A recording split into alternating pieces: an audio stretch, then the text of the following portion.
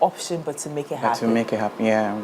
And you see, I also like the fact that he's listen, it's very painful when someone tells you that, listen, I trust you with this. You're dead. Right. You either win or so there's no room backtrack. Right.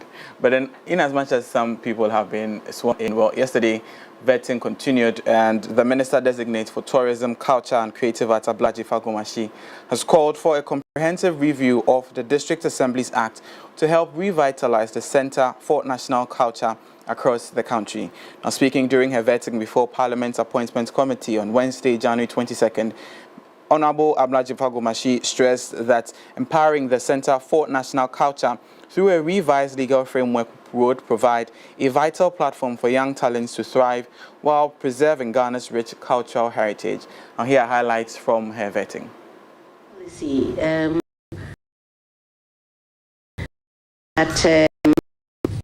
some work done to review. I received parliamentary approval. No, not approval. To cabinet, and so they've done some work.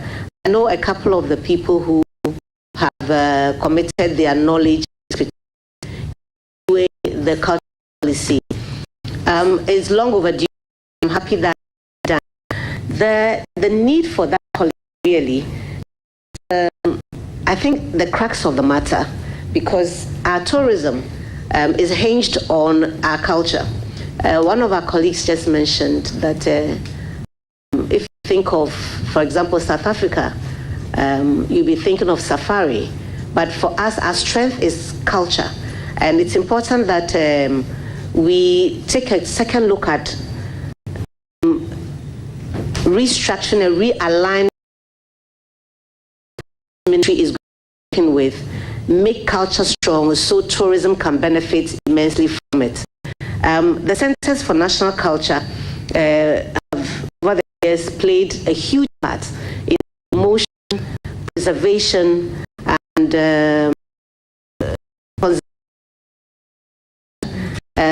it's been going down. And the level of this policy, as I indicated in my earlier comment to Honorable Roxanne, the Black Star experience is the way to go, which is seeking to encourage districts, municipal assemblies, and what have you, to themselves invest in their own regions as far as their tourism is concerned.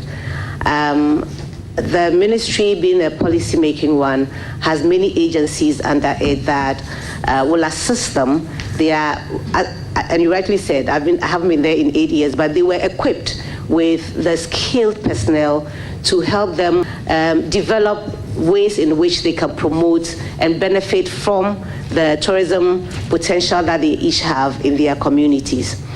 I agree with you that Mole for years has been on one of the sites, the list of sites that are usually visited by visitors. What they probably need is more investment, and it's an area where our country needs to focus more on, to give more to the sector so we can bring in the required resources that we all agree that we are able to do. Kind words. That was Honorable Ablaji Fagomashi before the Parliamentary Appointments Committee. She is the Minister Designate for Tourism, Culture and Creative Arts. Let's move on to some other vetting news, where Elizabeth Ofusue-Jare, the Minister Designate for Trade, Agribusiness and Industry, has proposed a 24-hour economy to solve the challenges affecting the One District, One Factory initiative. Now, during her vetting by Parliament's Appointments Committee yesterday, Wednesday, January 22nd, 2025, Mrs. Ofusue-Jare acknowledged the program's success and outlined the hurdles it faced. Now, here are highlights from her vetting. Your position on 1D, 1F. Do you believe in that concept? How it has helped Ghana? Are you going to continue or you are going to discontinue? Thank you, Mr. Chairman. That's my first question. Should I proceed or? You know, the question is 3 in 1. When you ask a question, you allow the nominee to answer. Then you ask another question. Yeah, thank you, Chairman. That was what I wanted to clarify. Thank you, Honorable Chair, for the question. 1D1F is a problem for Ghanaians by the government of Ghana. It has its pluses and minuses. For the pluses, the 1D1F set up factories where individuals could add value to our raw materials. And these agro-producing factories started, but because of some challenges, they've not been able to do what was expected of them. One key challenge I have been briefed from the Ministry of Trade is the fact that these factories lack raw materials. And we know that one big challenge in the agro-processing industry is lack of raw materials. So these companies have not proceeded the way intention it to be. Again, even though government supported them with some inputs, they lack capital. And because of lack of access to capital, they've not been able to do their work as expected of them. And if you look at the other 1D1F companies that signed on to the program, their major challenge is the fact that you recall, Honorable Chair, that government capped their interest rate at 20%, and government promised to pay 10% for them, which was a very good program. But somewhere along the line, the interest rate shot to 35%. So now the problem the companies have is who pays the difference of 15%. And that was the Minister for Trade and as well as Industry, Honorable Elizabeth Jare, appearing before the Appointments Committee yesterday, where she was vetted. Now, away from that, President John Dramani Mahama paid a visit to the Volta region on Friday, January 24, 2025, to express his gratitude to the region's people for their support in the 2024 general election. Now, in a statement issued by the presidency and signed by Felix Kwakye Ofosu, the acting spokesperson to the president, the tour will not only serve as a platform to express appreciation, but also an opportunity to deepen the connection between the president and the citizens of Ghana. The highlight of the Volta region event will be a grand derby bringing together a diverse assembly of stakeholders and community leaders, chiefs, queen mothers, opinion leaders, religious leaders, representatives from labor unions and prominent figures from the informal sector are all expected to participate in the derby. Now, the colorful and unifying event aims to showcase the collective strength and diversity of the region while celebrating the critical role citizens have played in Ghana's democratic and developmental journey. Now, let's take a look at the statement released by the presidency. Mahama begins thank you tour in the Volta region. The presidency is pleased to announce that President John Dramani Mahama will visit the Volta region this Friday as his first stop of a planned nationwide thank you tour. The tour will enable the president to express his sincere appreciation to the people of Ghana for their overwhelming support and trust reposed in him at the 2024 elections. Now, the president will be welcomed with a grand derby of chiefs, queen mothers, opinion leaders, religious leaders, members of various labor unions, and key representatives from the informal sector. This momentous event will aim to solidify the bond between the president and the citizens while celebrating their vital contributions to our nation. President Mahama is steadfastly committed to fulfilling his campaign promises. He has set a historic precedent as the first president in Ghana's history to announce a full cabinet within 2 weeks of assuming office. This swift action exemplifies his dedication to effective governance and his determination to address the pressing issues confronting the Ghanaian. The presidency invites all Ghanaians to come together with unity, pride and celebration during this special occasion. We look forward to a vibrant and successful event in the Volta region as we recognize and honor our fellow citizens' invaluable support and trust. Together, we will build the Ghana we want together, and that is a statement from the presidency signed by Felix Kwakye Ofosu, the acting spokesperson to the president. Now, away from that, the Electoral Commission of Ghana has announced plans to conduct elections to elect regional representatives of the council in accordance with paragraph C, clause 2 of the Article 89 of the 1992 Constitution. Now, according to the EC, the elections are scheduled to take place in all regional capitals on Tuesday, February 11, 2025, at venues to be determined by the Commission. In a statement issued on Wednesday, January 22nd, the EC invited qualified persons interested in contesting the elections to submit their nomination forms, stating that candidates are required to provide 2 recent bust-sized photographs against a red background clearly showing their full face and ears. Now, that is the Electoral Commission announcing plans to conduct elections to elect regional representatives for the Council of State. Now, away from the Ningo of Parliament, Samuel Nate George has expressed immense gratitude and humility after receiving a nomination from President John Dramani Mahama to serve as the Minister for Communications, Digital Technology and Innovations. In a post shared on X, formerly Twitter, Samuel George stated that he was deeply honored by the opportunity to serve both the government and the nation. He pledged to carry out his duties with dedication, aiming to meet the expectations of the Ghanaian people and earn the admiration of President John Dramani Mahama. Now let's take a look at the statement on X. He posted on X this. Good. So yesterday I received not a notification of my nomination by His Excellency John Dramani Mahama as the Minister for Communications, Digital Technology and Innovations. I am immensely humbled by this opportunity to serve his government and our nation. I pledge myself to discharge this duty to the satisfaction of the Ghanaian people and admiration of His Excellency. Subject to the required parliamentary approval, I commit to undertake a reset of our communication sector and position Ghana once again as a leader in digital technology that serves the people of Ghana. I count on you all for constructive feedback to enable me achieve the needed changes and introduce the needed innovations into the sector. I would not fail you in my service to you. My doors are always open. Once again, my gratitude to God Almighty, His Excellency John Dramani Mahama, the wonderful people of Ningo Pram, and my beloved family. Ghana goes truly digital. Get ready for God and country. And that was a statement posted by the Member of Parliament for the Ningo Pram constituency, Samuel Nate George, thanking the President for, appointing him as the Minister for Communications and Digitalization as well as Innovations.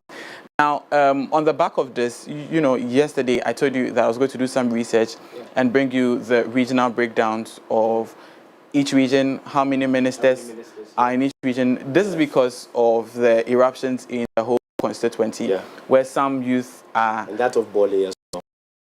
Yes, some youth for not native and the underlies some, but then this is a regional breakdown of the number of ministers in all 16 regions.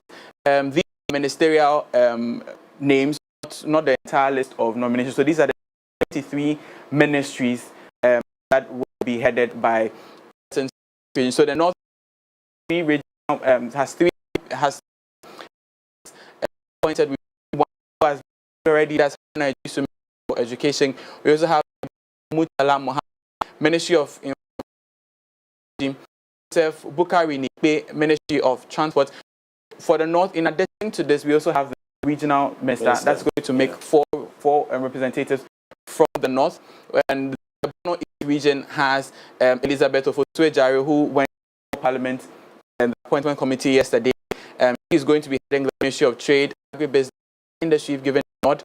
Emmanuel Kwejo Ejeku, Minister of State in charge of initiatives. In addition to this is the regional minister, so making 3 for the Bono East region. Now, the Bono region has one, that's Ibrahim, who's going to head the Ministry of Local Government,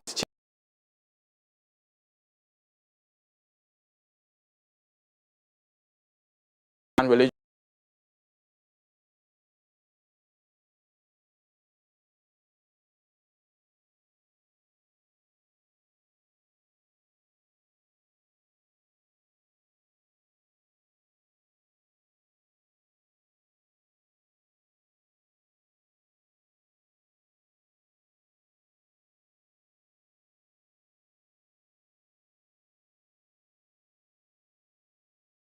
Three ministers heading the 20th the of governance. They went to the region where the violence erupted. To Ablakwa, who is going to head the Ministry of Foreign Affairs, Ablajifa Gomashi, Ministry of Tourism, Culture and Creative Arts. Saw her appear before the Parliamentary Appointments Committee yesterday. Gavin Agboja, Minister of Roads and Highways, who was in by the President yesterday. So in addition, the Volta region has 4, including the making 4. Now the West region, we have Emiliatha, Fisheries and Agriculture. You saw her go through in the trends. She also appeared with manual the natural resources. The Western region, and the natural region has 1 to the regional minister, so making 2. Seolato Forson, Minister for Finance, and he was sworn in by the President.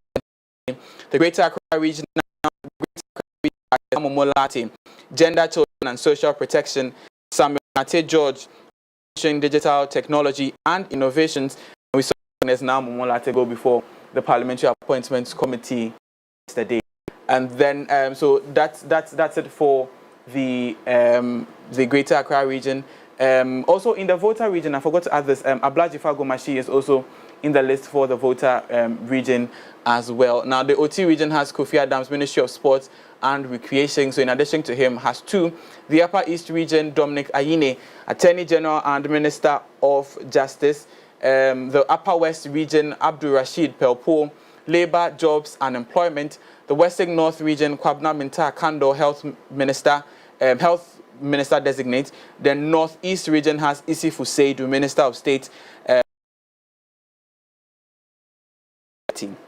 That's right. So it is those in the Volta region, particularly the whole West constituency. The second region that has the largest number of representing. Yeah. That's what I'm saying. Like so if you look at it until this was the regions were separated. The OT region is a part of the Volta region. So that region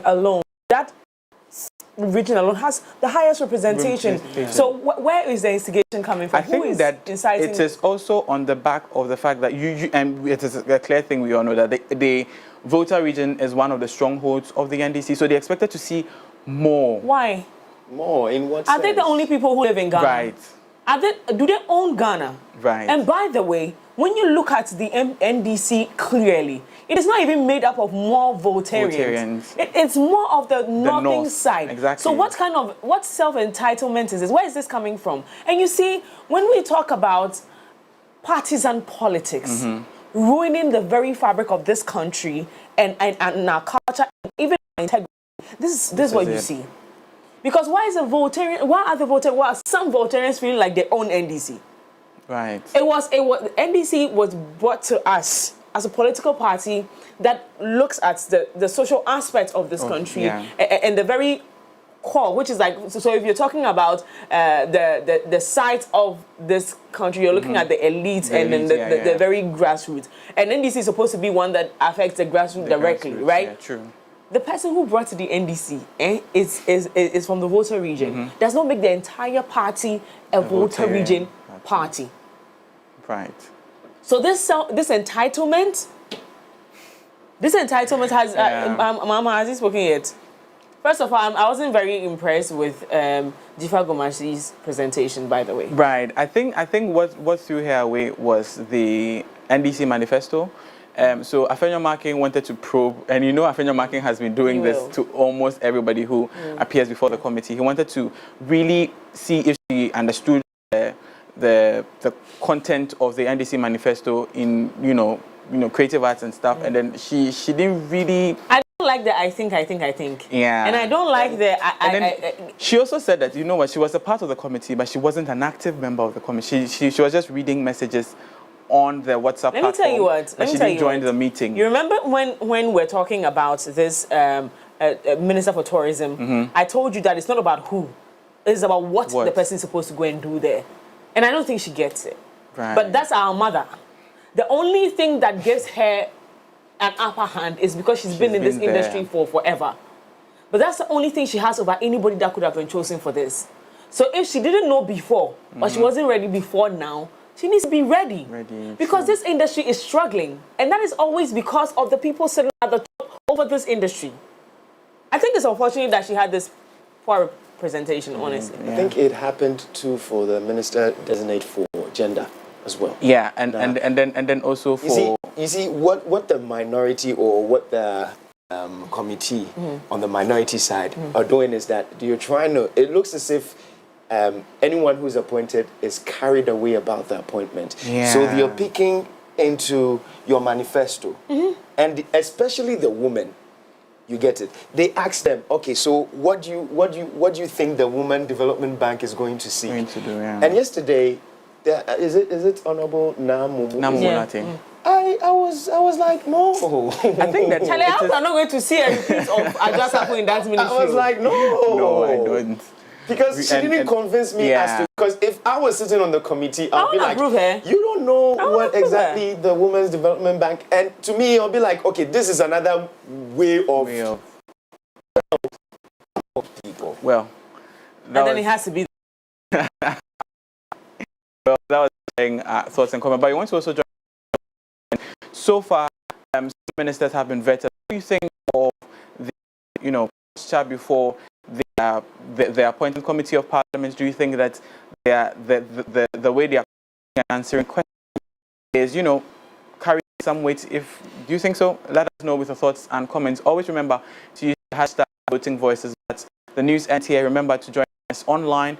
You visit mx24.app/voices as well as mx24 news on Instagram, where you can get the latest updates and news. From my name is Augustine Adam Kobe to Saint. The show continues. Enjoy. Well, Augustine, thank you so much for the very best of INDEF. And I mean, this is going to go for a longer period. Yeah. So we're looking forward to the other veterans that are coming up. Definitely today, though. Today, is some just going to be vetted today? Some might be next. There's a schedule. I'm excited for him because I know he's a very able man. Right. He's one of the appointments that I'm excited about. He, also with foreign affairs, people are really anticipating. When I look at the NDC, I see John Dramani Mahama, I see and I see Sam George. If these three people have people in the party like them, we're going to see some. So I'm excited for it to be done in that sector. Okay. Yeah. I probably will of Sam George. I don't know personally, but I get really excited. See him fight. I personally kind of like to. Certainly not what you're thinking about. So move on to Jay. What are we doing? We're going to sports. Okay. Let's get into it.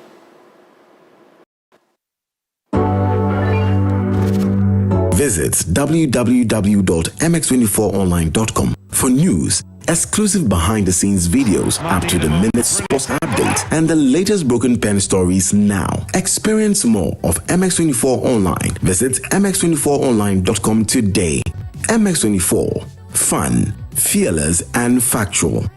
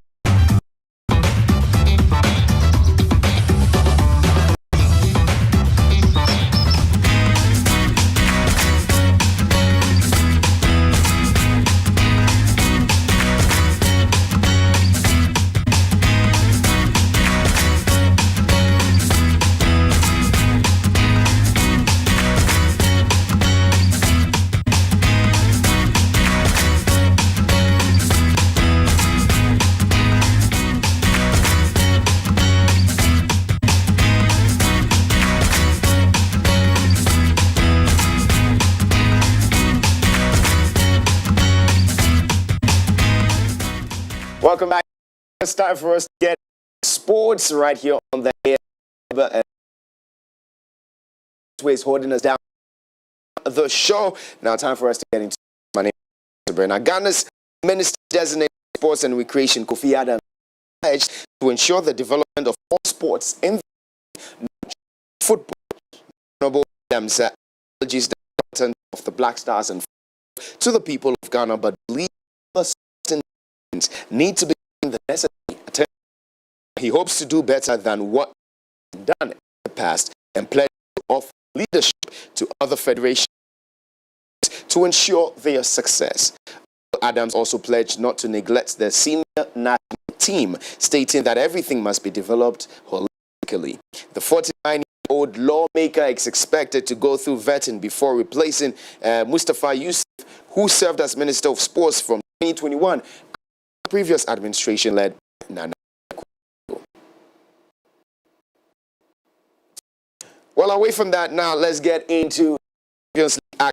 Manchester City's Champions League progress are in peril after they lost a 2-goal lead to Slough against Paris Saint-Germain at Park on a torrid carry all the frailties that have honed in a season were laid bare as Pep Guardiola's side crumpled dramatically in the face of PSG's pace and creation. City's defeat means they risk elimination from the Champions League as they start to win the table, having to win their final to Club Brugge. Doing and he's opened them up.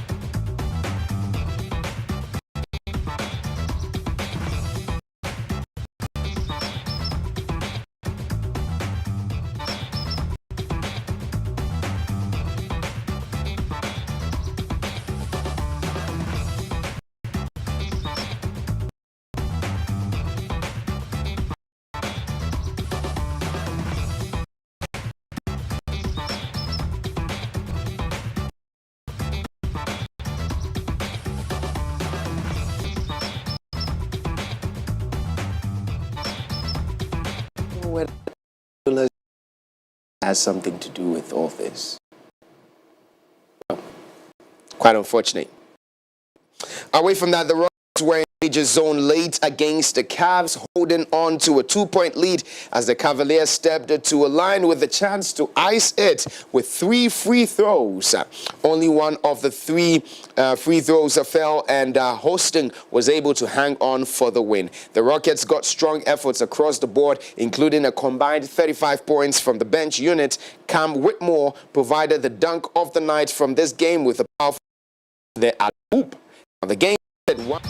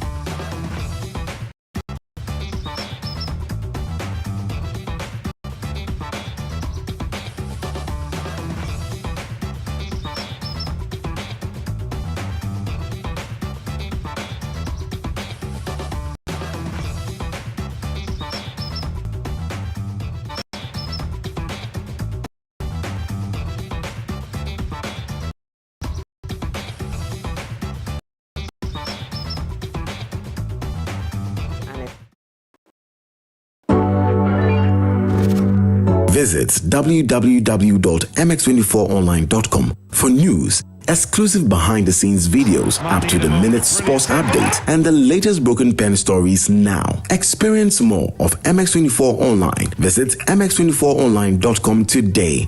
MX24. Fun, fearless, and factual.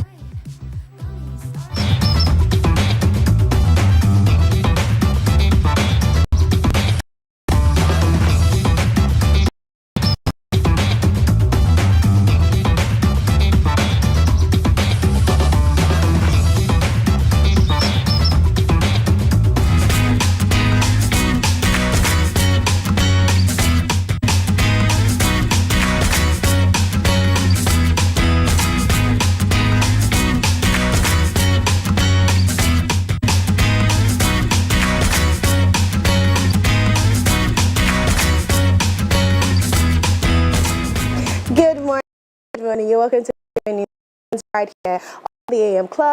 Today, my name is Daphne Flashley. Good morning, guys. How are you guys doing? Good morning, Lady Wine. Is that wine? Yeah. Okay. Yeah. Good morning, Mimi. Good morning. How you doing? I'm good. You look good. I like the white. Thank you. Are we going for a wedding after here? I'm preparing for my wedding. Oh, okay. She's going for vetting. Yes. Vetting for her wedding. She'll be vetting who will be her husband or wedding. I want to ask you whether you were impressed with yesterday's vetting. Did you catch it up? No. Honorable Gomashi. I didn't catch it up. But I heard a couple of things. She said the part that caught me is the fact that she said she'll make sure the minister road is every road that goes towards every tourism. Every tourism. So that's in line with that. I mean. Alright, we're moving on. Now, what do you think about gospel musicians always collaborating with secular? I don't think it's a bad thing. You don't think it's a bad thing? No, I don't think it's a bad thing. It goes. Although most of them, you come in and some will tell you that okay, if I don't align with the person, I don't align with the person, and some of them have done collaborations already. I feel. For me, I want to see more. I honestly want to see more. So, and I've always loved that they have that collaboration. Yes. So, I don't know. What do you think about it? It's nothing. It is what it is. How do you win their crowd without having to bring them into the conversation? You know, there's a crowd that you're trying to win with your song, unless, of course, evangelism is not part of the reason why they produce gospel music. But if that's part of it, then choosing people who belong to a certain circle that you originally will not have them listening to gospel, you get them listening to the gospel, then your message is in there, you're able to affect them. So it has its pros and cons. The other side of it also will then be that, light and darkness are not supposed to dwell in the same place. They don't match. So, and people are saying that, listen, you're deviating if you do those collaborations, then you're commercializing the gospel music. But I mean, I think it has some advantages. Yeah. So from Joyce Blessing featuring Kwame Eugene, now Joyce Blessing features Kim Paluta, and a lot of people had things to say about it. And she responded in an interview yesterday saying that she did not seek permission from God to feature Kim Paluta in her song. Okay, so let's quickly get into it. Gospel singer Joyce Blessing has addressed criticisms over her collaboration with secular artist Kim Paluta on her latest song Correct, stating that while God did not explicitly instruct her to feature Kim Paluta, she committed the decision to prayer and sought God's blessing. Joyce Blessing clarified that she did not receive a direct instruction from God, but rather prayed for God's blessing on the song, which is a thanksgiving dedication to Him. Her decision has sparked controversy within the Christian community and gospel music fraternity, with some deeming collaborations between gospel and secular musicians as inappropriate.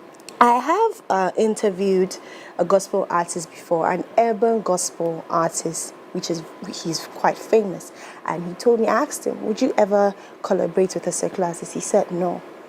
He said no. I asked him what was his reason, and he was like, well, I don't know, with him, he does strictly that. He doesn't think he has to. He doesn't have a problem with them. He can be in the same studio with them. In fact, he has recorded songs where RTBs was present and all those things. But to put them on the song, for him, it's not something he would do. What do you think about this story?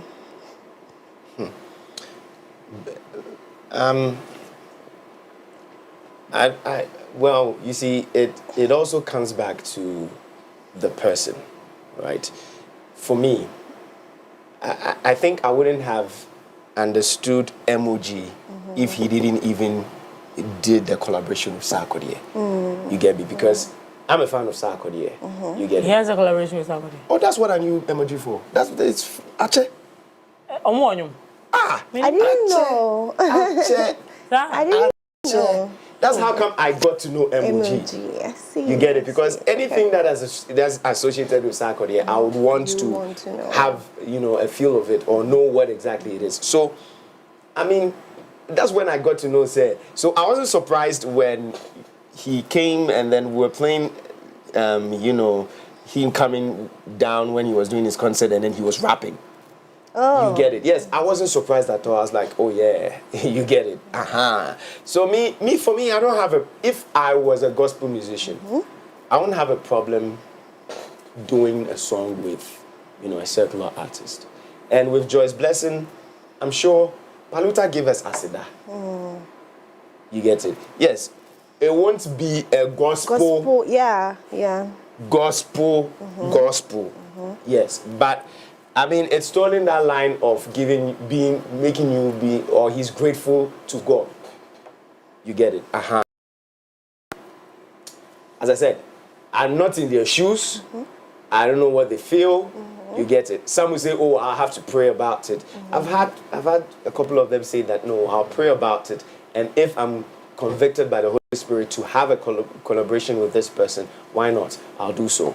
Some also saying that, no, I mean, whatever I'm doing, I'm not going to add these people to it. You get it? Besides, you can't even, you can't let the Holy Spirit decides who he wants to use. So if he tells Joyce Blessing. So I'm glad that she came to clarify that the Holy Spirit has no influence in this. Yes.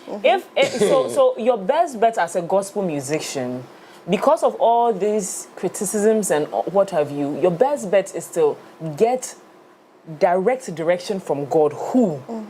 If there's the will of God and then there's the permissible will of God, right? Yeah. Where you can get God to do something for you. So if God, I want to do a collaboration with a secular artist, give me who.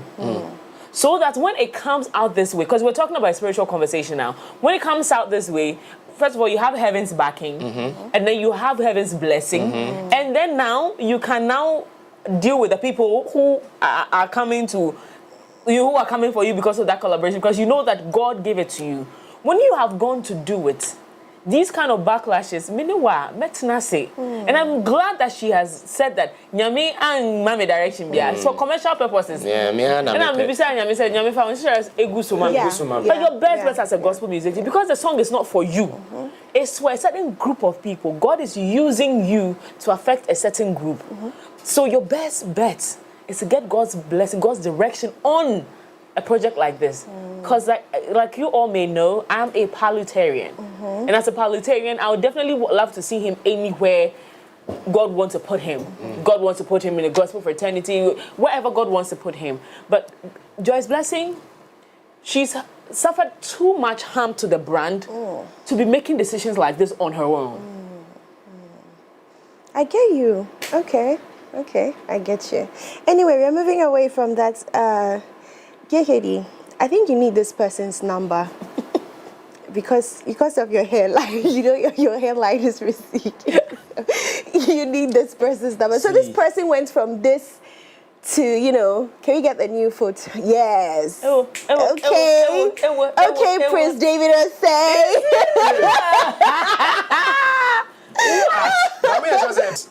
Yes.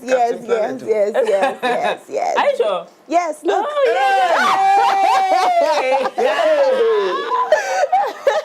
Oh, there is hope. Yes, there's definitely hope. Yehovah. Oh my goodness. Oh yeah. Please tell us the story. Harold was. I think after Harold did this and he saw Harold's own, he said that. But Harold's own, he came out saying that it wasn't an easy task. No, it's actually not an easy task. It wasn't easy. He said the things he had to drink and I'm like, Charlie, no, me, I know. Me Sakura. Yeah. Me Sakura. Me Sakura. Would there be me Sakura and me Jammy be? They're not bad. Because when my mom told me this, one day she just looked at me, she was like, Utime, I said Kennedy Japan team. And I was like, oh, it's a Kennedy Oscar. And one no son, the money thoughts no outdoors, so it is. Sister, what was Sakura Nipa or Niskada? Chalet. We scan through. When we Sakura Nipa or Niskada. Baby, Anna. Oh, sir. Okay. Get into that story then. Ghanaian actor Prince David Osei is the latest male style influencer to undergo a hair transplant. He is the second Ghanaian actor to have their transplant following his colleague Harold Amenya. The new Patriotic Party member shared a lovely photo of his new look while enjoying his lavish vacation in the United States of America. He looked sporty in a stylish t-shirt, jacket and matching tailored to fit trousers for his outdoor photo shoot with his new hairline. Aish. What do you think? Do you prefer this or this? Me, I don't know. For some reason, I like this one. Which one? This one. This is what I know him for. The receding hair. Hey, he looks like the same. No, this one, you know when someone is out there and you register the person's face in your head, like you have that picture. Because me, that's what I know him for. So what he has here, acrobato. You get it? Yeah. Apart from the nose, we know him. Me, I know him for that punky Sanet here. So even Sarkodie, I know him for the kind of So if Sarkodie goes to do down cut to send me here, I'll look at it some way. You get me? What's his name? Mr. Drew. I have a picture with Mr. Drew way back. Oh, that's his, did he also do the transplant? He has hair. Mr. Drew has hair. Oh, I see. But me receding hairline. No. I have, please. I have, please. And you're Check. I have a picture. I have a picture with him way back. Okay. Nedia no net it's a Prince Diana Kakra. No Kocha Sakura. You get it. And Ucha Sakura no. And so how did he grow? They are Ucha Sakura no. Me who yan na make and say, bro, and when But me name Mr. Drew, no, me accurate in call back. No, when Mr. Drew was a dancer, no music, he had good hair. I met him when he was a dancer. He had good hair, but it was shaped like that. It wasn't that bad. But I remember sending him that particular picture. When you catch me, hey bro, I beg delete. I beg delete. You get me? Yeah. But well, I'm happy. Well, if this is what he wants to do, Charlie, rebranding is necessary. It's very, very necessary. It's not your money. Who went through rebranding Dana Dinkole Gold?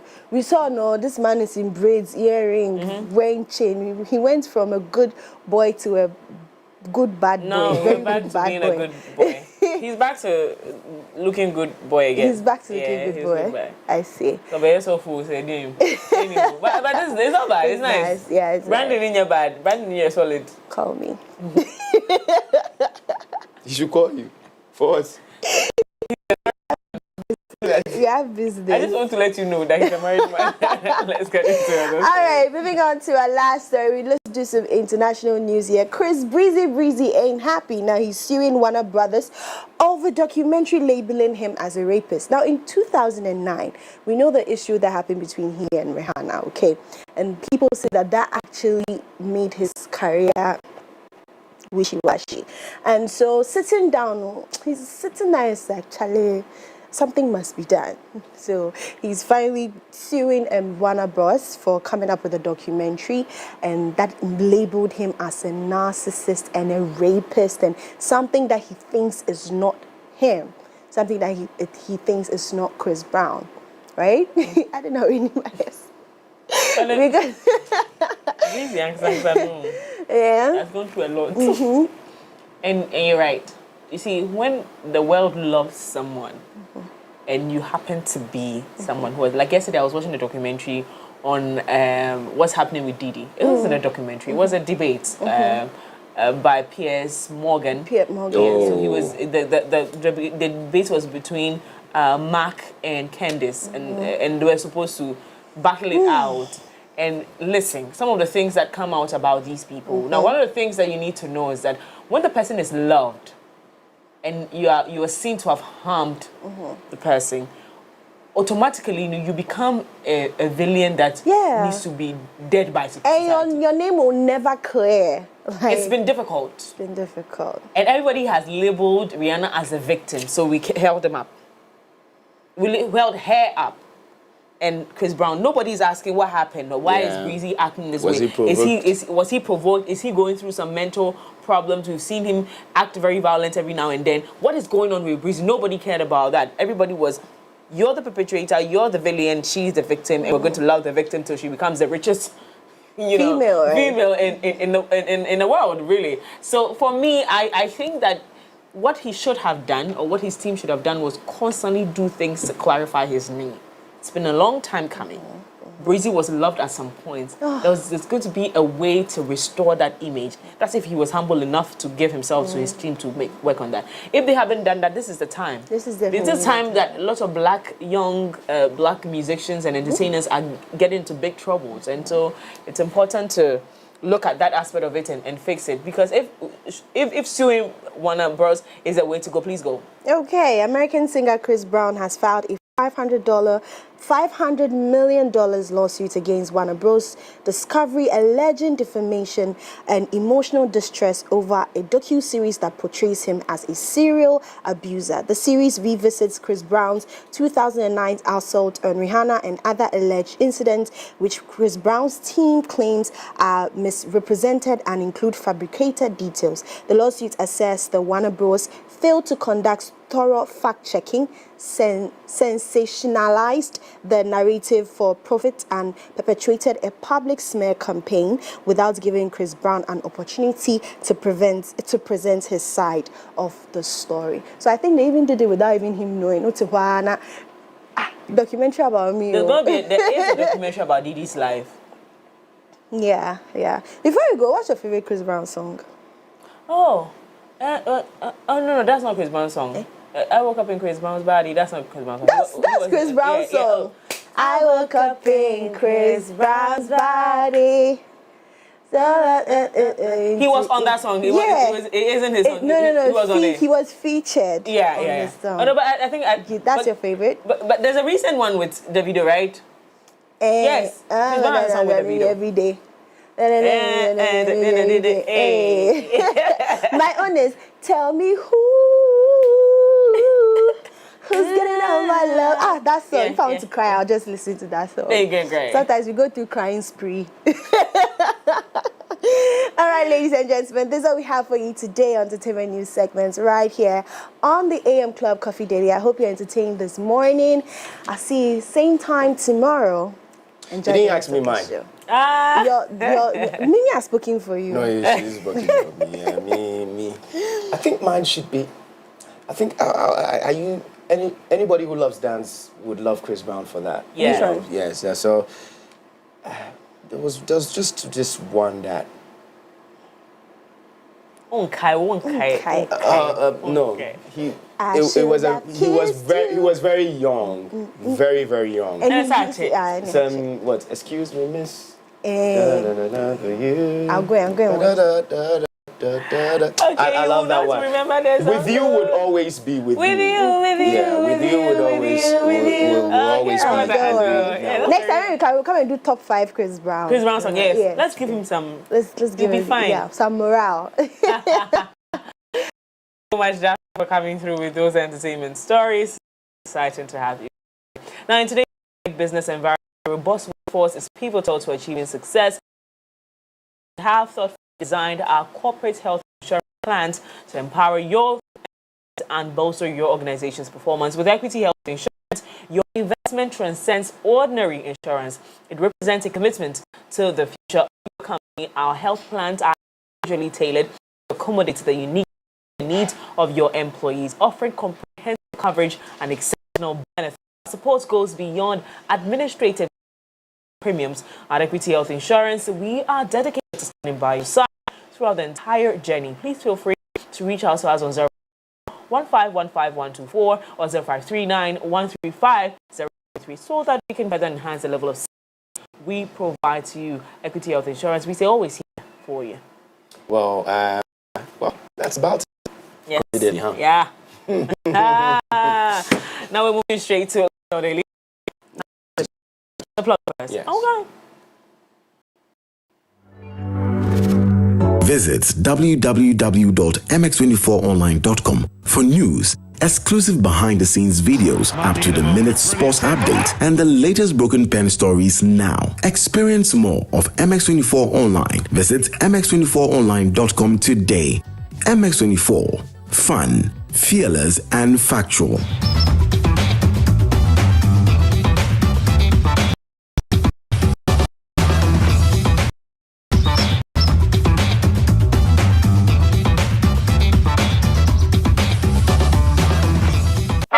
Every day is packed with its own surprises. You never know which thrill is around the corner. Feel good. Feel good. Or how it will play out. There's a sense of excitement. Did our plane just stop? Another cash out. That adds a little magic to my everyday. Feels like a party tonight. Michael has been exceptional, surpassed all his targets. Let's hear from this year's Staff of the Year. This wouldn't be possible without a strong relationship.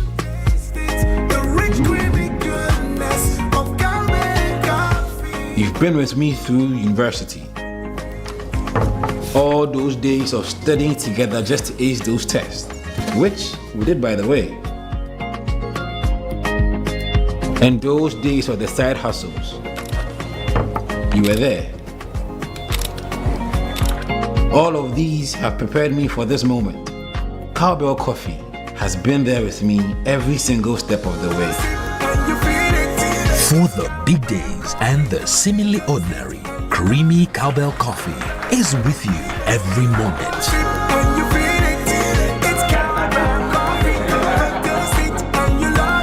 This advert is FDA. Over 20,000 winners.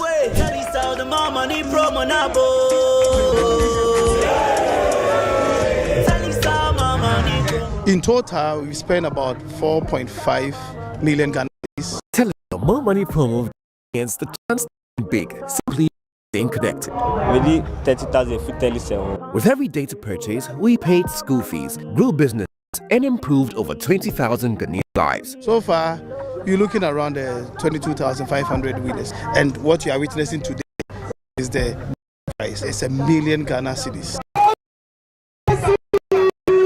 The cash prize I was 1 million. I'm going to money for my education. At Telesale, we're committed to connect and spreading positive energy. Thank you, Ghana. Choose to stay connected.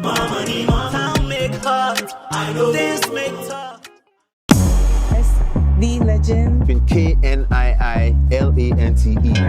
It's a decision. That love me. Amazing.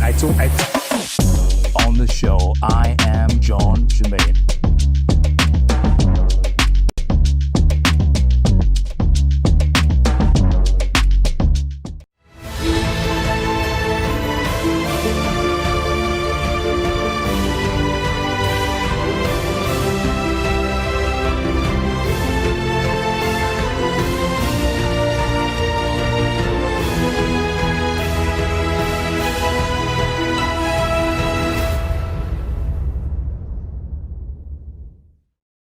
Baby girl, see, while you wait, I say, I demand over you, girl.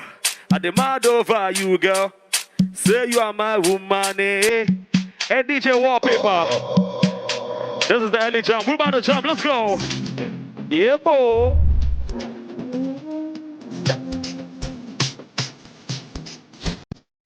Now, one more party, people. Let's go.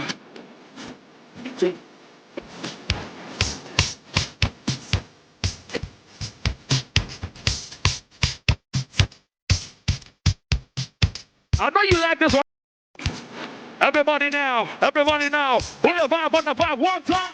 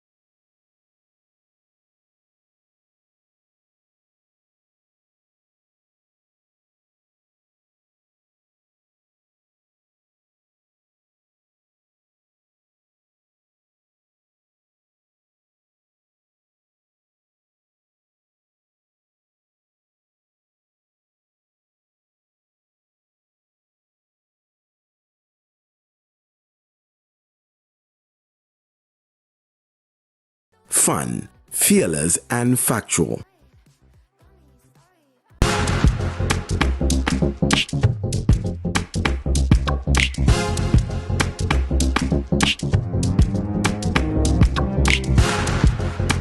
I want to find out one thing. What happened with you and Cookie? One day Cookie calls me and says, bro, I want to do my solo album. Ghana, if somebody go, blah, blah, even for the media space right now, go talk your mind right now, they go talk to they go blacklist you. Event organizers, they go, then boom, balance one. Honestly, was a part of our group.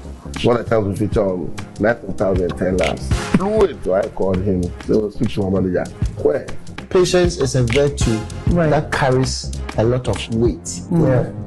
Always know that you live to fight another day. I feel say we musicians, one thing we like do, we know how to create. Yeah. But the business part, we know the add them to whatever we do. Me right now, as I stand here, everything is about marketing. If I do the people I was looking up to, these two boys called famous people. Their work looked like they had like they were like 17 people or 20 people.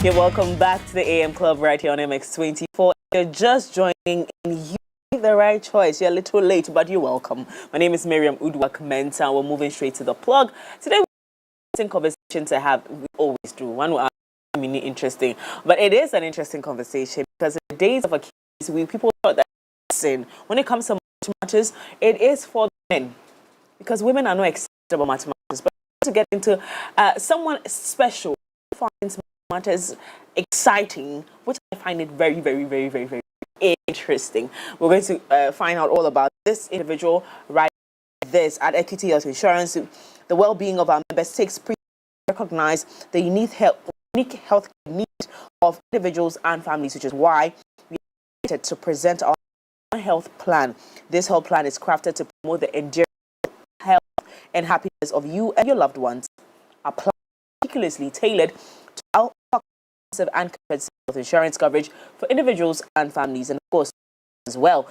So quality care is just a phone call away. Call us today on 0546-645-465 or 0503-860-381.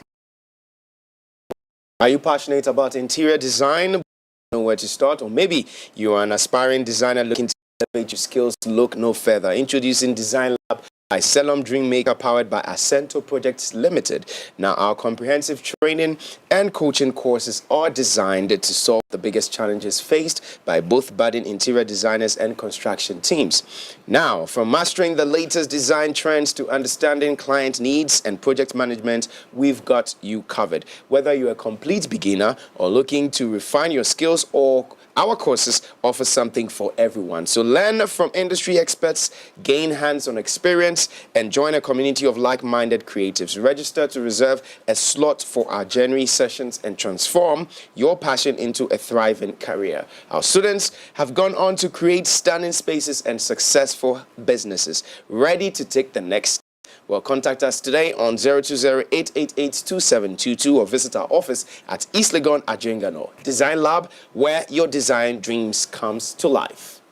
Shopping just got easier, better, and smarter. A to Z Department Store, your trusted go-to shopping destination in Ghana, is now live online. Yes, we are absolutely online. We've got digital experience, the same trusted in-store excellence from the comfort of your home. From fashion to lifestyle essentials, we have redefined shopping to suit your lifestyle. Simply visit www.online.azgroup.com, browse, click, and enjoy. That is www.onlinestore.azgroup.com. Enjoy seamless shopping anytime. A to Z. So we Shopping redefined. Of course, your style matters to us, and so we've taken it online. So just browse through your through the page and grab that thing that you're super excited to buy this year. Treat yourself to something exciting, something nice. Okay, people, don't do that to yourself. Treat yourself to some nice stuff. Just jump to online, and remember that we have a 10% discount if you purchase any item on the website. 10% discount. What else would you want to ask for? And you can also pay via Visa, Momo, or once you tell yourself that part of progress in life, so I have to take it serious. But yeah, I for it. I told him it would be for no reason. It's just dashed me be. But I see, and he was very said, you gotta see. That's good. It's great. It's not satisfactory. Because for someone who like a good 30% over 100 in maths, like it's that bad, comfortably. But then I mean, it got better in the university, and then I realized that again, it's a mindset. But this individual, she has gone on to become world's most interesting mathematician. What makes her interesting, we're going to find out this morning. She's in passing of Angela Tabiri. Good morning. Good morning, Angela. Do we still have Angela online? She's going to be joining us via Zoom. So if she's on, we would like her to unmute and speak to her. Okay, great. Hi, Angela. Hi, Miriam. Hi, Jojo. Hi. This morning. Good morning. Good to have you. Can we call you Miss Archimedes? No name, so. Wow, I am thrilled. I am a women supporting women. So I tell people I'm not feminist, but anything in support of women, I'm with it. But when I saw your profile, I was like, what was she doing with her life, trying to like math? Who likes math? And I'm pretty sure you had people in your class like that. Tell me where the passion and the love for math started for you.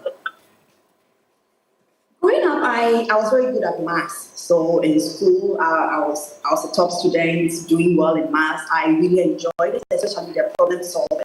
So I would find it interesting because we find maths all around us. But as a child, I didn't see it as something I could pursue because around us, I didn't have a mathematician or someone with a PhD in maths. So I was just doing what I was good at. Until at a university, my third year, when I had my first female maths teacher, Dr. McIntyre, she passed it. For me, it was very profound to see a woman who had a PhD in mathematics. She was the head of the department, managing the affairs of the department. It made me realize that wow, a PhD in maths was something I could also become, and I could also pursue that career of being a lecturer. So I guess it was more of following my passion and finally finding something to confirm it. Oh, I love that you brought that story up. Thank you so much for sharing that with us, because I think a lot of women do not have a lot of examples of things that is in their minds to do. And so to find someone who inspires you and is the one leading a conversation just around you in your immediate circle is something to help motivate you. Now let's come back to some of the challenges you faced just loving maths and pursuing maths. Yeah, so like I said, as a young child, when I was going to senior high school, most people in my community, in my family, would go on to study science, maybe arts. But I'm a business mathematician. That's another story first time. But we don't see, like you said, we don't see a lot of role models, right? So we don't aspire to, right? So so I think it's more of finding out that, okay, this is something that I could make a difference with. Because I realized that, for instance, in Ghana, right, if you don't pass in your core maths, you can go on to do any course at the tertiary level, right?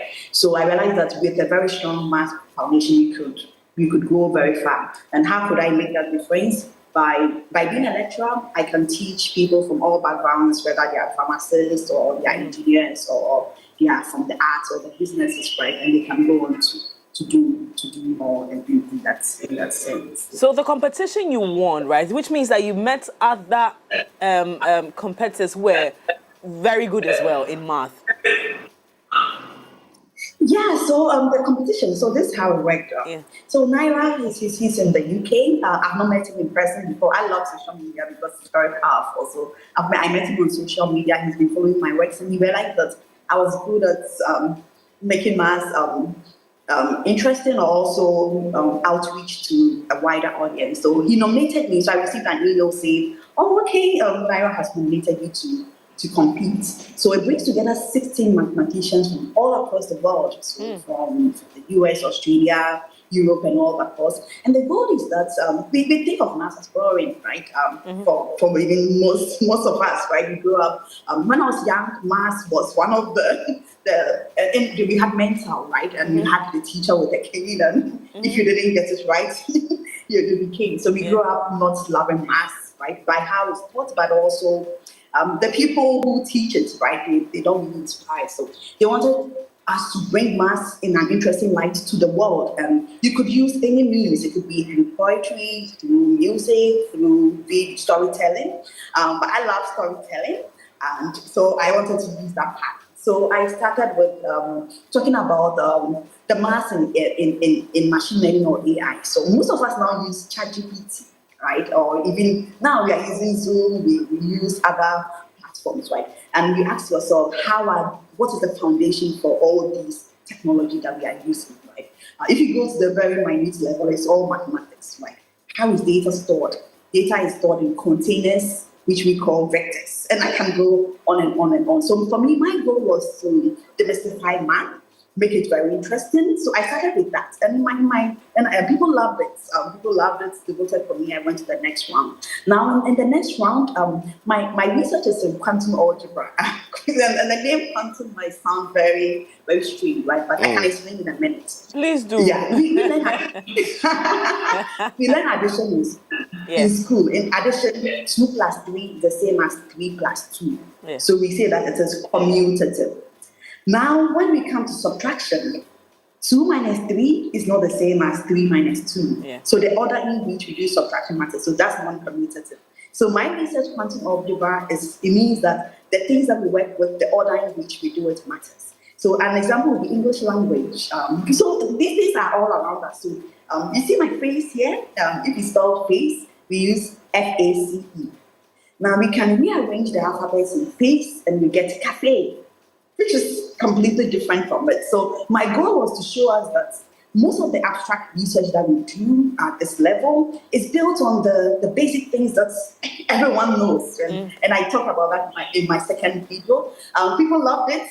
They voted. And in the semifinals, which was really tough because, of course, it was left with the best, right? Now, in the semi-finals, I wanted to bring it to Ghana. I love Ghana, I love Africa, and I wanted to talk about maths in everyday life. So in the morning, I love cocoa. I love my Hausa cocoa in the morning. Now, when you go to the Hausa cocoa seller, very often they sell in this cylindrical container. Right? So they have this metal pan. Now, imagine if you are teaching a young child about volume, and you talk about the fact that, okay, if I want to, volume just means what? Volume of the cocoa means how much cocoa can fill that cylinder. But if you look on top of the cylinder, it looks circle, right? On top of it is a circle. So if I want to find the volume of it, it just means literally just adding circles, the height of the cylinder, right? And that gives you the formula for volume. I can go further to talk about how do you find the formula for, let's say, the area of the circle. That one you can use something really, really basic too. So I talked about that and also about the clock, right? AM clock, you do the show from morning till a certain time, right? And when we look at the clock, we live in a 24-hour world, but our clocks are 12. 12. So we split it from morning AM, then evening PM, right? So in the afternoon, if it's 1400, let's say GMT, we say it is 2 p.m. How did we arrive at that? We divided the 14 by 12, and the remainder of 2 is what we say is 2 p.m. And that's modular arithmetic. So that was what I talked about in my pitch. People loved it. they voted for me and I made it to the finals. Now in the finals, I stepped on a lot of toes, right? All the big names in maths across the world. I picked them out. I was a woman from Africa, which was strange, right? Because who talks about Africa in the light of mathematics? So in the last round, I had to up my game, right? So I started with some props, talking about the number pi, right? So how do we get pi using practical examples? I talked about even if you want to, there's some maths in beauty, right? So if you look at a beautiful person's face or the body, it's in a particular ratio, which is called the golden ratio. And a few other things. And for me, it was I was competing against Matt, who was in the US. And we know the US have the numbers, right? They are very they have the numbers. Technology and for me, and it the was support. more. Sorry. Oh, you're saying the US has the numbers, and I was adding that, and they have the technology and they have the support. Exactly, right? So it was more of, okay, if we also have the brains they have, we should be able to compete at that level. So I pitched my idea, and there were challenges in the sense that this is the voting is done online. So even though my pitch was good, people wanted to vote, but anytime they went to the link, it told them they had voted before a long ago. Well, Angela, you did mention, dictation and everything that. Well, Angela, you did mention, dictation and everything that used to happen way back into time, and I believe the method in which we were introduced to has made it some way for the millennials especially shun away from maths, because yes, if you are asked, and the way they'll ask you 2 times 2 and you don't get it, you're caned for it. You get me? Now we're in a different era. We're in the Gen Z era. Some are alpha whatever. Alpha beta. Alpha beta or whatever. Alpha generation. Alpha generation. Then we have the beta. That's the new ones. Now it's a different generation altogether. We have technology, springing up. We've got AI and everything. My question to you is, how well or how fun could we make the studying of maths, become, so that, those days it doesn't look like, oh, you need to really crack your brain and, there's a cane, there's this, there's that. How can we make it perfect so that people can get that interest in maths? Yes, so I'll speak a lot from the teaching perspective. So as a teacher of mathematics, right, you have to be very inspiring and encouraging, right? So very often, maths or science teachers were there, should I say, the most wicked teachers we had. Brilliance, right? In our education. We didn't like them. No one liked the maths teacher at all. No one liked the maths teacher. I mean, come on. Yeah.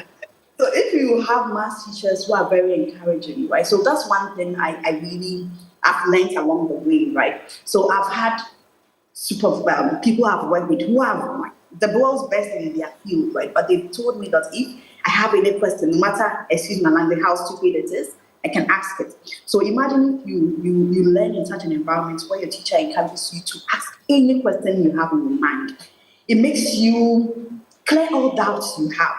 Right, so because very often for people, the reason they don't get maths is they have a lot of questions, the whys, right? They are curious and they ask the whys, but in our setting, we are trained not to ask questions, right? When you ask the teacher a question, sometimes they take it as you challenging their authority. Yeah. So we need to change that narrative of encouraging young people to ask questions. So as a teacher, you should be accommodating to it, but also in our teaching methods. Right? So how do we motivate people? So if you sit in a class, the children are distracted, right? They are in a hurry to go out to play or to get their tablets or their phones to play with. But we need to tell them that this lesson that you are going to learn, even though we are in a class full of young people with diverse career options, right? We tell them the motivation that, oh, you are here, maybe you aspire to become a cameraman, right? There's some maths in it, right? You aspire to become an engineer. There's even a lawyer, or even the traditional medical doctor. There's some maths in it. So if you motivate the topics you teach with this, then they will sit up and listen. So motivation for the topic, but also how we teach it, right? So I love using local things to explain things because a child who comes into class to learn about, for instance, speed, right, or motion, and we talk about trains and airplanes. Yeah, maybe the child has never even seen a train in real life or sat in an airplane. But if you talk about trotros are things that they could relate with, right? And if you talk about, okay, if a trotro is driving at the speed and I'm trying to cross the road, how do I calculate to see that, okay, if this is the distance from where the trotro is to where I am, in this split seconds, the trotro will either be this distance away, so it's safe to cross or not. So I believe a lot in localizing the teaching of maths, using examples around us, because maths is all around us, irrespective of how the concept is. We can find real everyday examples to explain it. So I believe we can make a difference with this, and hopefully things will change. And that's something I love about what I do. So in my job, I work with teachers. So at AIMS, we have a master's program for high school teachers, not just from Ghana, but from across the world. And our goal is to teach them the foundations of mathematics, teach them modern ways of teaching it. So we teach them how to code, for instance, which will become a relevant skill in a few years' time. Imagine the teacher coming to class to teach you using pictures, using real-life examples. So that's something I'm really happy that I'm actively involved in. Teaching teachers to be also change makers, so that that transformative process will multiply. I love that. All right. Thank you so much. That's so refreshing to hear and so refreshing to know. Now, if somebody wants to connect with you or they want to, be a part of your programs in one way or the other, how do we go about that, please? Yes, so I'm on social media at FemAfric Maths, FEMAFRIC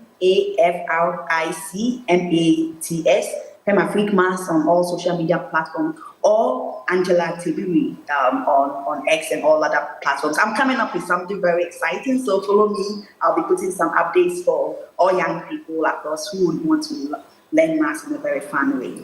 I should have been a student of math when you were a teacher, because I think I would have loved you. Our math teacher never used to smile. So please, one of the things you should teach them actively is to be smiling in class. They are not civilians originally. Thank you so much, Angela, for joining us. We are so proud of you, and thank you for availing yourself for this season for young children to learn maths a fun way. We'll connect with you again, and maybe one day get on a project with you. God bless you so much. Thank you for joining us. Now, see you out there.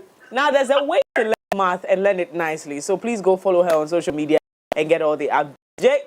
Yes, most definitely. Yeah, I don't know. My 2 + 2 × 4 minus 6 plus 100 divided by 2.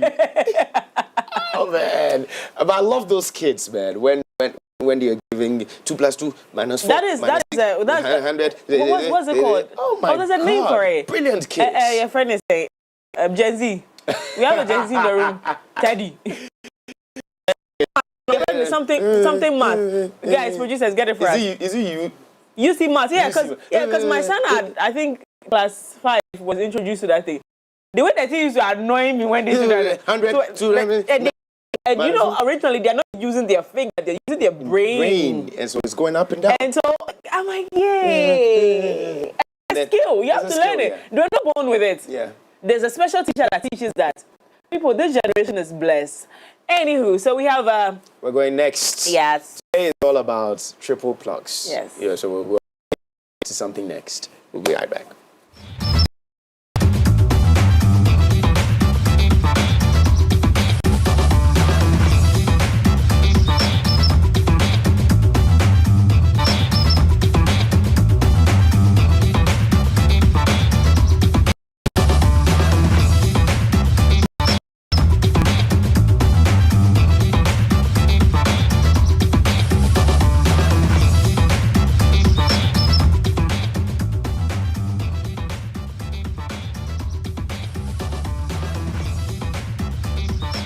Shopping just got easier, better, and smarter. HZ Department Store, your trusted go-to shopping destination in Ghana. It's live online. Experience the same trusted in-store excellence from the comfort of your home. From fashion to lifestyle essentials, we've redefined shopping to suit your lifestyle. Simply visit www.onlinestore.azgroupgh.com. Browse, click, and enjoy seamless shopping anytime, anywhere. The offers get even better. 10% discount on first order, free delivery. Note that you can pay via cash on delivery, Momo, and Visa. A to Z Department Store, lifestyle redefined. Your home, your sanctuary, and a reflection of your personality, your style, your dreams. At Accento Projects, we understand the importance of bringing your vision to life. With a decade of expertise, we've mastered the art of transforming spaces. Right from historic restorations to modern marvels, we solve complex building problems with creativity, craftsmanship, and dedication. Whether you are renovating, restoring, building anew, or simply refining your space, we listen, we care, and we deliver exceptional results. Accento Projects Limited. We don't just build structures, we bring your dreams to life. Contact us today at on 02-0888-2722 or 027-114-2749. We have recorded tremendous success in ensuring that the vision of our founding fathers has become a reality. We welcome you to the next Africa Prosperity Dialogues and the Africa Prosperity Champions Awards, which take place in Accra, Ghana from the 30th of January to the 1st of February 2025. I will work to start partnerships that transcends our borders, collectively with you towards regional stability, economic growth, and mutual respect. We see our role in enabling Africans to have a better future. We indeed have what it takes. There is no dream which is too big or impossible. On occasions like these, we give ourselves an excellent opportunity to showcase the difference we can make. To register, visit africaprosperitynetwork.com. Africa Prosperity Dialogues 2025, delivering Africa's single markets through infrastructure. Invest, connect, integrate.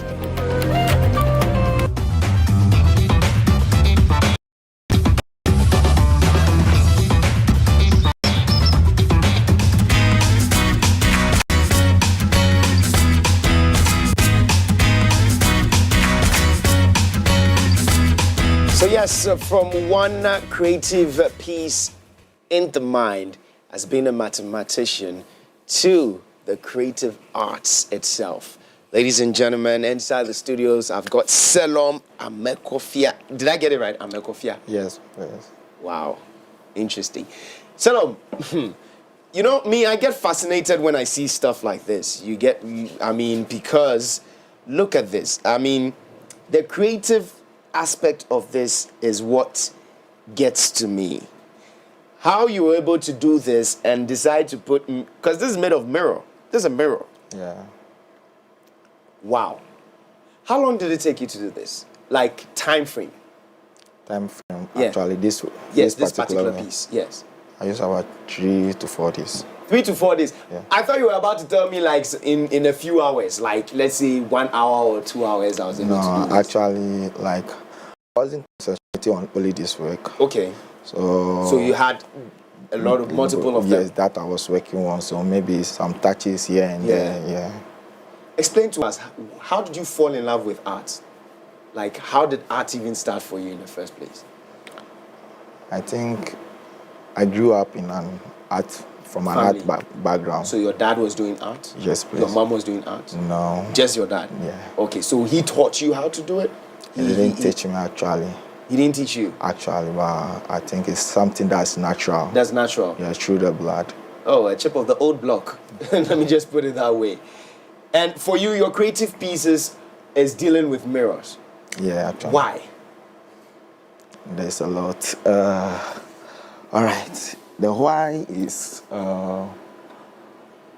we have a belief spiritually that mirrors have this uplifting spirit. Yes. that like in a normal life. So I decided to use mirror to motivate people that are going through stuff that they have difficulties to overcome. That's how I started using the mirror. And I want my artworks to, like when you see my artwork, it should interact with you and maybe lift your spirit by whatever you are going through and all that. So it's about reincarnation and self-identity. Reincarnation and self-identity. I love that, because although you've used the mirror to actually design and done with the face, because if you realize with this piece itself, it's just around the face. And I've realized in all the other ones, it's just about the face as well. So it's like giving that recognition and identifying oneself through this piece. Wow. Wow. Wow. And I think maybe if we come to your gallery or whatever it is, we would realize that maybe this, I'm resonating with this because me peche pa, and I love to joke a lot too as well. So I see myself in this picture already. You get me? So I believe if we come to your gallery and we're picking a picture, anybody can just pick a picture that they resonate with. And if I'm to even look at the picture, I see myself in the mirror already. Yes. It's a beautiful piece. That's actually the motive behind my artworks. The motive behind your artworks. Yes. Wow. Wow. Wow. So is it possible for, let's say, maybe I take in my picture and I send it to you and I'm like, you know what, Selorm, I want you to make an art piece of this replica, like my picture itself. Is it possible to do so? Yes, it's possible. And how long will it take? I think for a portrait I can use a week. A week? Yeah. Okay. Is it expensive? Quite expensive. Quite expensive, eh? Yeah. Wow. Do you think people, or let's say, let me just put it this way, since we're in Ghana, do you think Ghanaians have come to accept art, especially with what you do, in the way you do it? Right now, I think like a lot of people like are now appreciating art. Why would I say that? I think first, it's very difficult to like even go to an exhibition, galleries here and there. But now we have a lot of galleries around appreciating art. Art enthusiasts are becoming to the country, like visiting galleries and all that. And so I think we are doing better now. We're doing better. What do you think maybe the government could do now that we have a new government in session, and especially when it comes to the arts, it will fall under the Creative Arts and Tourism Ministry. So what do you think? What do you feel should be done? Just one thing you feel should be done that may help artisans like yourself. Yes, that's an interesting question, because mostly for the past years, our government hasn't been focusing on the visual art aspect. All the aspects have been going to tourism, entertainment and all that. But I think art is everything. Without art, we can't have entertainment, this tourism and all that. Even God is an artist. So I don't know why our government have been taking out the visual aspect of it. Well, we need collaborations, we need support here and there to also get to like the top level that we wanted to get to. It's not like we have to strive to go to outside before they recognize our artwork and all that. So I think the government should put a lot of effort in the visual art. Okay. Is it that maybe since it's visual, maybe you do that on a PC or on a computer, you get all your designs before you come to the canvas, or you just go straight to the canvas? Mostly, most of my artworks, like most of my pieces, comes with inspiration. Okay. So before I put something on a canvas, like something inspires me to work on something. So all my artworks have a meaning and definitions to it. Can you give us just a range? I'm not saying pinpoints as to how much it will cost, but at least like a range so that anybody who's watching could know that, okay, if I'm coming to you, at least I need to budget around this range. So for something like this, just give me a budget range. For something like this, I can say $300 to $200, $300 $300 to $600 to $600 for something like this. Wow. Oh, but this is beautiful. This is really, really beautiful. Okay, so somebody wants to connect with you, somebody wants to get an artwork from you. How do we go about it?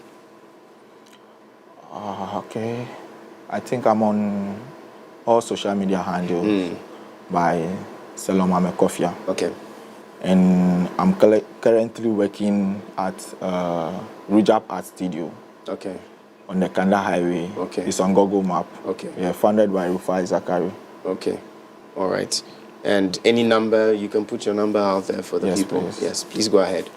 0542 40 26 32. Okay, say that again. 0542 40 26 32. All right, beautiful. So, ladies and gentlemen, there we have it. Selorm Amerkofia. Of course, he's a brilliant artist, and you can see precisely. As I said, for me, I see myself in this one. So if I'm down or anything, you know, CEO, please, can you buy this for me? Yes, so please make sure you go on all social media handles, Selorm Amerkofia, and he just dropped his number. So let's push the visual art. He just mentioned it, that if he had the opportunity to speak to the Ministry of Tourism, Arts and Culture about implementing something, it will be about they focusing really on the visual arts and not just any other part. Every part is inclusive, every part is needed, but at least let's pay attention to the visual arts aspect as well. So Honorable Jifa Gomashi, please, wherever you are, Selorm Amerkofia has a word for you, so please come to their aid as you become minister for the creative space. Well, Selorm, thank you so much for coming through. We thank you so much for this art piece. We are going to admonish you to keep doing what you do best, and putting Ghana way on top, because I'm sure when the people come down, when visitors are coming down and tourists are coming down, these are the things that they are fascinated about. So I'm sure definitely you keep on getting a cap in your feather for that note. So thank you so much for coming through, my brother. Nice one. All right, so there's more coming your way right here on the show. Please stick and stay. Yes, we promised you it's a jump pack show, so hey, there we go.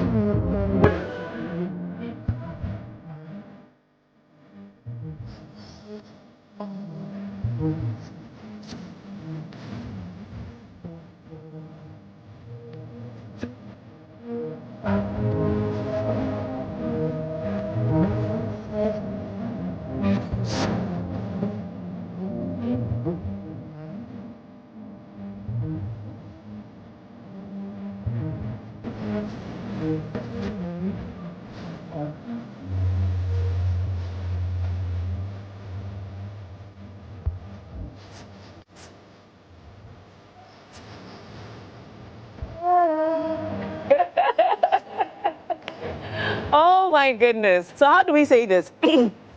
It's yesterday's hits, today's class. And this particular, I had a song, the song before the last one. I did not know that Moses Okay had this song. The good thing is that for so many years, these served us, have led us to Christ. And that is why a lot of people like to compare our current crop of music with the very old ones, because their songs span over 20 years. Very relevant. You're welcome back to the AM Club right here on MX24. My name is Miriam Udwa Comments. I'm playing in the background. It's a beautiful song by our guest this morning. I bet you do not know where he has been, and you've been asking this question as well. I want to also know. Good morning, sir. Good morning, Master. How are you doing, sir? I'm blessed, and yourself? So you have okay now.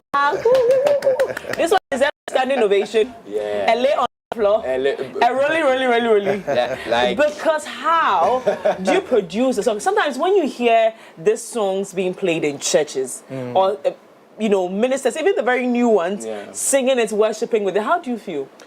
I feel blessed. God entrusted me with songs, and you go on social media and you see people singing your songs. You feel good. Experience has been we've had for a long time, so it's not new. Is it right? Because I quite remember when I released the first project, like Intimate Harmony, you go to a program, and whilst you are there, an artist that has been invited will begin to sing your song, my songs. And for Intimate Harmony and other songs, you see people singing it all the time. Experience is nice. It's wonderful. Yes, it is. Lovely. I heard. In fact, I was following some of the interviews you're having in town, so I'm not going to go back to some of the conversations. But I'm going to ask you. You're a full-time pastor now. Yes. But what's with that? Like, from gospel musician to pastor. What is it? God called you. God flashed you. How did it happen? All right. Before I released my first album, by the grace of God, I had already finished Bible school. Oh. So I started.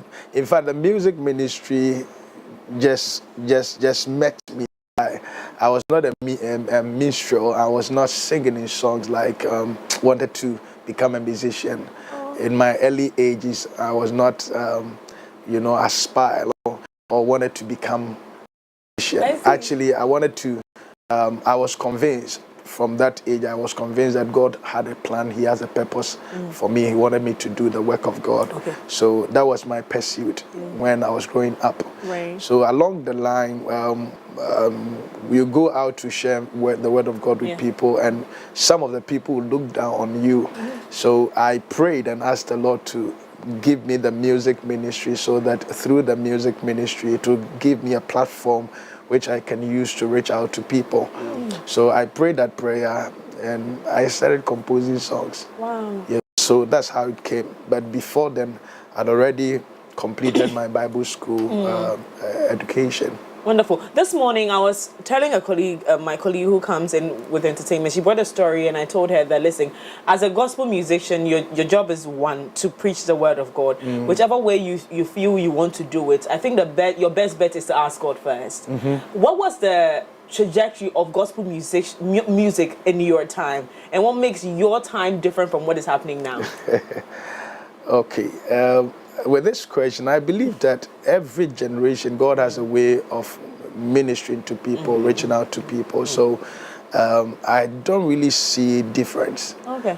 From my point of view, I believe that their generation, the generation they find themselves in, what they need is what God is giving to them. Because I quite remember when we started out, people were saying that the older generation, their songs were better than ours. Oh, I yes, see. At that time. Because those times, when you talk about gospel musicians, we are talking about Ofasumeni, we are talking about Yao Sapon, you are talking about Tego Sisters, Stella Dugan, Stella Abasi now. And their songs is quite different from ours. So people were criticizing our songs. Ours is not like yes.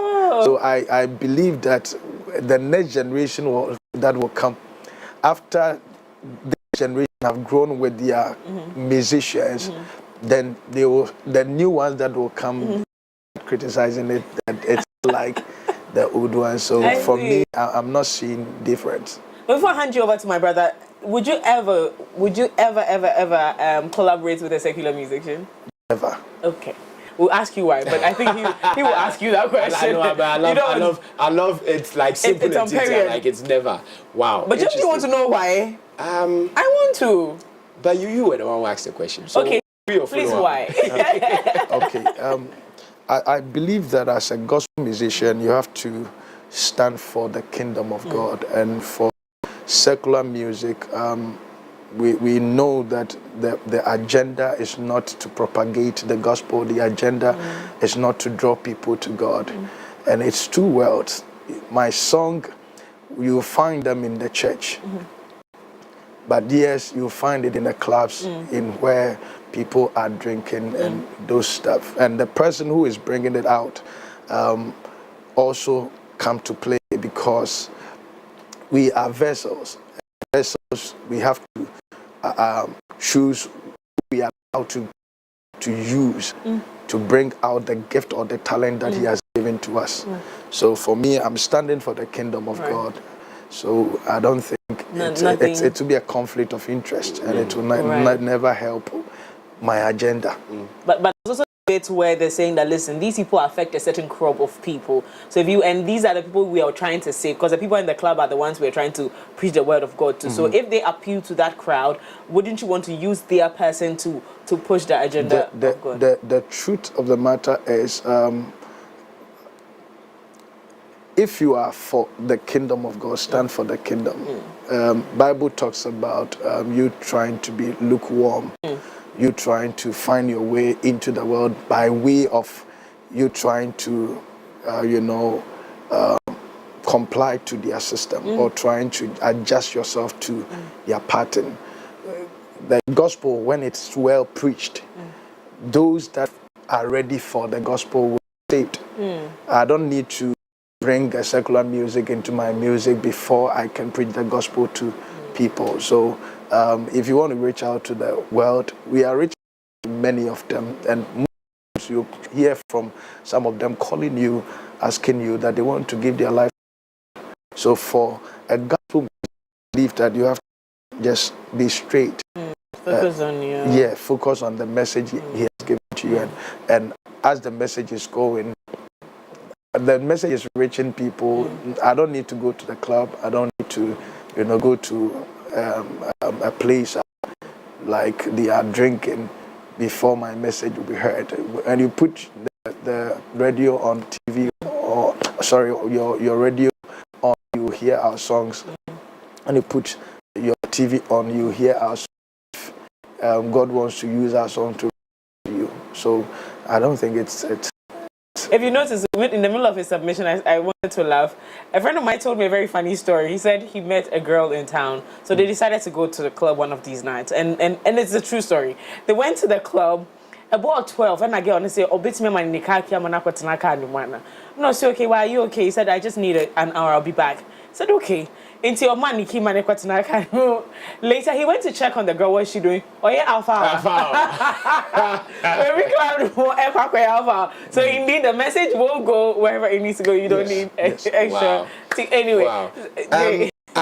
want us to just, you know, if you look from the Moses OK old time to now, I think you were a fan of Suits. Are you still a fan of Suits? Okay, at that time, that's what I had, and I believe, yes, I am because I wanted to become a pastor.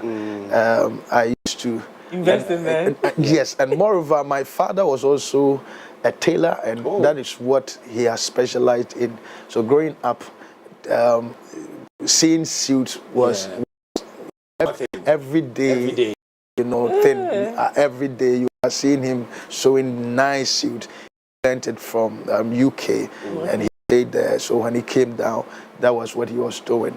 So I was seeing nice suit, and because I wanted to be a man of God, and I knew that the call was on me. Wearing suit was a fun. So we're sure if we come home we'll have a collection of suits. I do, but this time around, my younger brother has also taken that pattern. That part of thing. Okay. So he advised me that I should wear the political suit. Okay. So he's my what do you call? He's your designer. He's my. So it runs to the family. It's already there. Yes. Good. Okay. Before we get into the new projects that I mean, you've been there, you've done that. In the music space, what would be that one thing that you wouldn't want anybody to make as a mistake, especially when it comes to the gospel side? Anything at all, just one thing. Okay. I believe the biggest mistake that one who wants to be in this ministry would do is to be disconnected from as you become popular, as you are being celebrated. Most times the devil will work on your mind, try to take you off from his presence. That is the biggest mistake, because you can be celebrated out, or can be celebrated out there, but not be recognized in his presence, and your voice will go nowhere. Even though the world may see you to be a big star, but spiritually you lose your relevance. So it's important to keep up your relationship, your fellowship with the Holy Spirit, irrespective of how the world is celebrating you, how they are seeing you. Never. Don't try that one. Don't try, because being a popular person has so many temptations. So many attractions. So if care is not taken, before you realize, you will drift, and before you come to your senses, you have lost your relevance.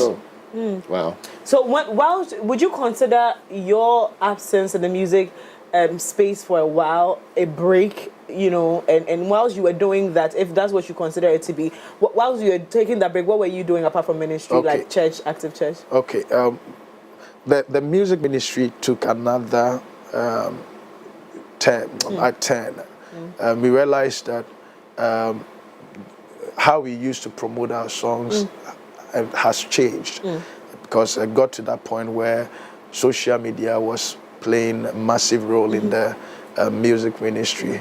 And in those times, we did not really prepare for that change, because those times when you release your songs, you work with presenters, you go to TV stations, you give them money to play the song. Or if you have a producer, the producer will take the song and start the publicity.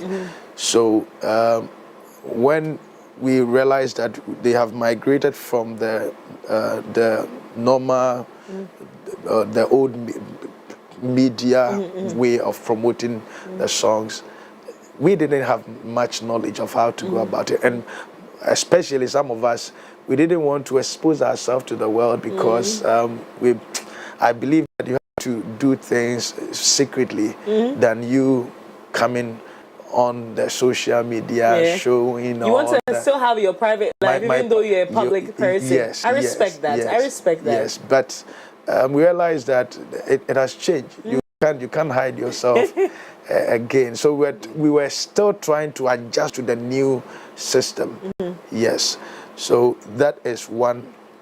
The two is ministry. We started ministry 10 years ago. By the grace of God, this year is the 10th year. And the ministry was also taking some of our time.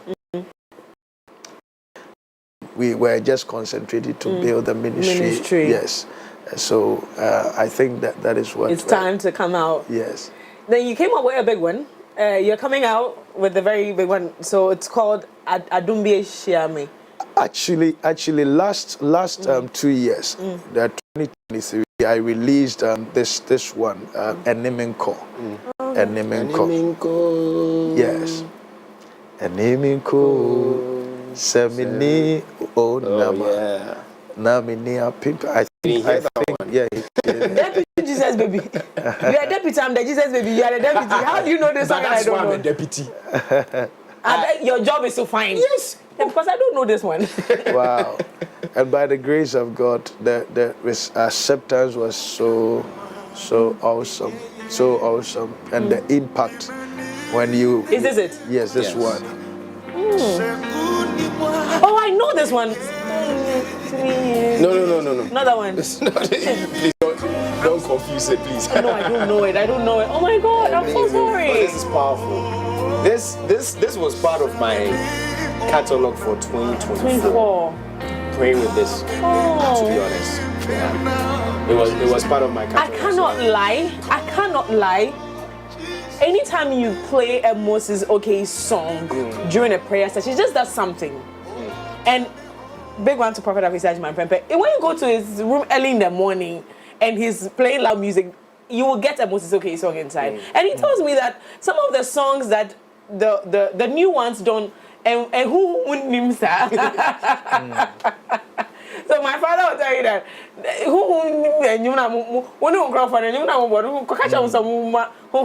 because these are the songs with hum in it. Yeah. So I can always attest to it. Thank you so much for that. But you're going to send me the catalog again. I'll definitely send it. So this very new one is So 2 years ago we released 2 singles. Eneminko and Asisa. Yes, 2 years ago. So last year we didn't. So last year we recorded this one, and the new one, and it was released in December. I think 13 December. Okay. That's when we released it. Okay. Yes. So the title of the new one is? The new one is Adumbi Eshiame. Adumbi Eshiame. Indeed, Adumbi Eshiame. You didn't feature anyone. It was only you. Yes. I think. Have I ever seen a Moses OK feature? Have you had a feature before? No. Is there a reason? Okay, from my point of view, I believe that if you have a good message, the message is enough to sell itself. Most time, the vision that many people takes to feature people is if I feature someone who has a name, with his name, it will help the project to go. But from my point of view, I believe when God gives you a message, it's like you've been a prophet. You don't need to feature people for the message that God has given to you to go far. So if you have a message from the Lord for the people, whether you feature people or you don't feature anyone, the message will go. And years ago, when you consider most of my colleagues, like most of my generation, you realize that most of them did not feature anyone, but we saw that their songs were very powerful, and their songs were doing well because they will spend time with God, and when they are ready to release, they just come out. So you check somebody like Esther Smith, you check Noble Nketia, you check OJ, you check Sandro Dro, at that time Christiana Love. That time she's Christiana Love. Now Obapa Christie. You check Kweku Jesse, Pastor Chem. You early features. Yes, all of them. Yeah, true. Almost all of them. True. None of them featured anyone. until recently. But because we've seen quite a number, because they have adopted their new way of, let's sell through someone who is more relevant in the space at the time. You have, and I dare say this, that you have some of the biggest songs in the world. When I was in the UK, I went to church, and testimony time. And so in the local churches, even outside, they remember these songs as a way of, giving thanks to God, or even testimony times. Then testimony time. And the big songs, but we've not seen any independent project like a concert from you. Are you considering that? Okay, we just came, so we are trying to study the system and know the system better. But now that you are raising that point, I think it should be good you become my manager. I'm happy to. There we go. I am happy to. There we go. I am we happy need to plan a concert.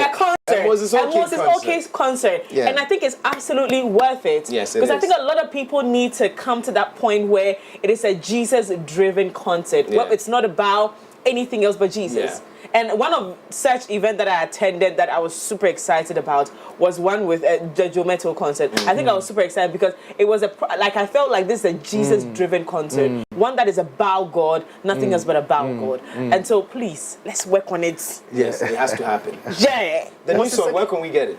Oh, okay, you have to go to all the digital now you don't reluctantly said that. you don't have to go to Ejebwede Kantamanto. Now you have to go to Apple Music, go to iTunes, Spotify. We have it all on YouTube, so you can get it on YouTube. That one is easy. So you can go get all the songs, all my old songs and the new ones. You can get all of them on YouTube. And is there like a name for your YouTube channel? yes, Moses Okay. Moses Okay. It's official Moses Okay, but when immediately you type Moses Okay, it will come. That is for the other social media platforms? Yeah, the social media platforms have Moses Okay Ministries. Okay. Moses Okay Ministries on Facebook, IG, official Moses. TikTok is official Moses Okay. Okay. You are reluctantly going there because as a no. I have it. I have people that are managing those platforms for me. Yes. Do you, as we wrap up this conversation, do you think social media is disruptive? Not really. Okay. Not really. I believe that in every generation there may be things that will come which you need to adjust to. You need to change into. Because if you don't change it, the world is not waiting for you. Yeah. So you can't just remain as the way you used to do things. If you do, the world will not wait for you. Absolutely. Yeah, so you have to change. So I think it's a good thing. Thank you so much. This has been when we decided to have this interview. We had some small distractions, but whilst that was happening, I remembered that when something good is coming, there's always the devil coming through and doing his thing, but we're excited and humbled. I am a very shy person, so I struggle with relating to people. I was a bit reluctant because what I really wanted to jump, hug, and be like, oh my God, I was watching since I was a little girl. Oh my God, God bless you so much for all the big songs. But yeah, I was a bit, trying to be a lady. But thank you so much for giving yourself to us this morning. Bless you for having me. You've been super generous with yourself this morning. Thank you. Thank you so much. Thank you. Official Moses Okay on Instagram and on TikTok, and please on Facebook is Moses Okay Ministries. Please go and follow him because we have new stuff coming up, including our concert. Please watch out for that concert because it's going to happen, okay? My name is Miriam Uduak-Mensah. This has been the AM Club right here on MX24. Join us again. Tomorrow's Friday. It's going to be a big one. Make sure not to miss this show. It's from 7 a.m. to 10 a.m. right here on MX24. Please permit me to do this. Happy birthday, Marsh. You've brought so much joy and peace to Mommy and Daddy. We pray that you grow to be an upstanding, God-fearing citizen and always know that you were loved. So happy birthday to you, Marshall Kwabna Adom Obeng Aponsa. It's a wrap for today. Thank you so much for being part of it. Well, you know what to do. Go grab the new one from Moses Okay. Please don't miss out on this one, all right? We'll see you same time tomorrow. Peace.